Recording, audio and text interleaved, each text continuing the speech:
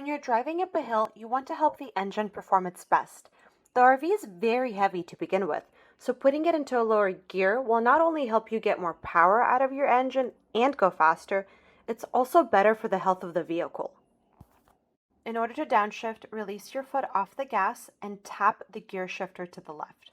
Be sure not to hold the gear shifter. And now you see that you're in fourth gear.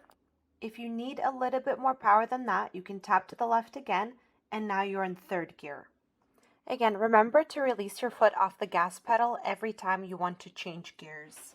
As you switch gears, pay close attention to your RPMs. You have to keep it out of the red, so keep it below 40, otherwise you risk overheating the engine. If you see the RPMs getting too close to the red, go ahead and upshift so you can go back to fourth gear if you're in third, or go back to drive if you're in fourth gear. Another important thing to note about driving uphill is that you actually want to release your foot all the way off the gas pedal every few minutes. I like to do it about every 2 minutes or so. It allows the transmission to switch gears and do like a mini reset. When you're back on a flat road, you can shift the RV back to auto by tapping the gear shifter to the right.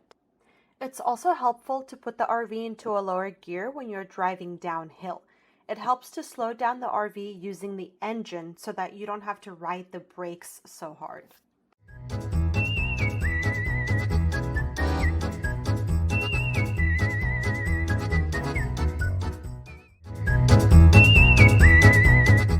Okay, let's say this is your RV. Your front tires are right over here, your back tires are right over here. From the back tire to the end of the RV, this is what I like to call it, your tail. Your back tire acts as a pivot point. That is where the RV turns from. So if you turn the RV, the steering wheel all the way to the right, your will turn to the right and your back tail will swing to the left from that rear tire. If you turn the steering wheel to the left, your RV will swing to the left and then the back tail will swing to the right, okay? So this is really important to remember, especially at gas stations. The diesel refill is over by the driver's side door, and what we've had our guests do in the past, unfortunately, is they'll park kind of close to the pump and then they'll finish refilling, drive forward, and then they forget about that tail and they'll do a sharp right turn and they'll end up sideswiping that whole rear of the RV. So a way to avoid that is one of two things. Either when you're parking initially, give yourself a little bit more room so that when you're coming out, you have a little bit more space to turn, or even better, clear the gas pump first and then do your turn wherever you have to go.